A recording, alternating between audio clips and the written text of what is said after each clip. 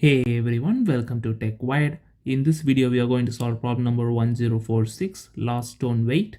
First, we'll see the explanation of the problem statement, then the logic and the code. Now let's dive into the solution. So here I've taken the first example from the Leetcode website.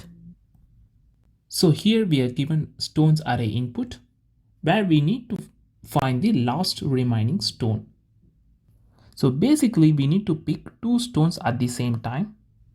So for example, if I pick 2 and 7, right? So if these two values are equal, we just need to omit these two stones and pick the next two stones. So if they are not equal, like in this case, we need to take the difference between 2 and 7, which is 5, right? We need to append this to the array. So we need to keep doing this until we have only one element in the array. And we need to return that particular element at the last. If there is no element in the array, we need to return 0.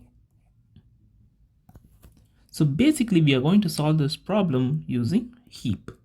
Now we will see how we are going to do this. So initially I will create a heap array where I will multiply each and every value with a negative sign. The reason why I'm multiplying with a negative sign is that we need to perform max heap, right? So in this problem, we need to pick the maximum weightage stone, which means we need to pick the top two values from the array. Since in Python, we don't have max heap function, so we are multiplying with the negative value at the start. Then we will use min heap operation to perform the max heap function, right? So initially I will pick the top two values from the heap array, right? So x will be -8 and y will be -7. So 8 is the topest value, that is high weightage stone in the array, right? Then I need to check whether these two values are equal or not. They are not equal here. Since they are not equal, I will take difference between -7 and -8 here. So we are going to get -1. So basically we will pop -8 and -7 from the heap array, right? Then I will add 1 to the heap array. So as I said previously, if these two stones are not equal, I will take difference between them and I will add that to my heap. So there will be new -1. Now I will pick the next top two values from the heap, that is -4 and -2. So I will pop them. Since these two are not equal, I will take difference between them. I'm going to get -2. Then I will append that to my heap, right? So here it will be -2. Then again, I will pop the next top two element. I will get -2 and 1, right? I will pop them from the heap array as well. Since both are not equal, I will be taking difference between these two, which is nothing but -1, right? So I will append -1 to the heap. Now I will pop the next top two elements, which will be -1 and -1, right?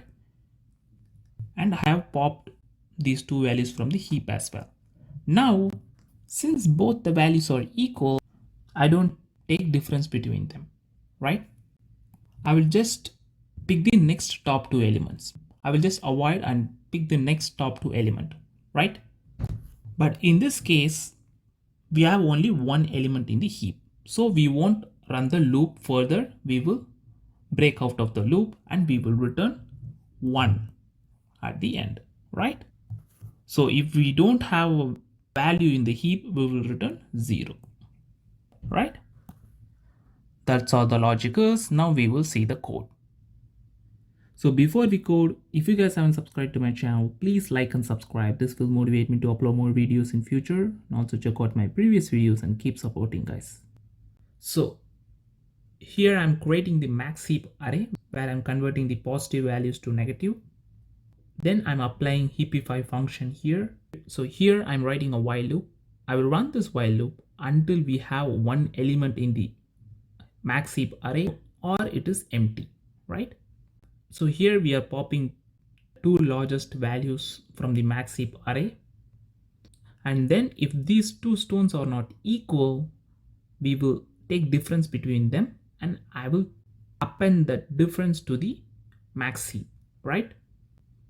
Then after running the while loop, if there is an element in the max heap array, we will return that particular element by multiplying negative to it by making it positive, right? Else if the max heap is empty, we will return 0. That's all the code is. Now we will run the code. So the time complexity will be n log n and space will be order of n, right?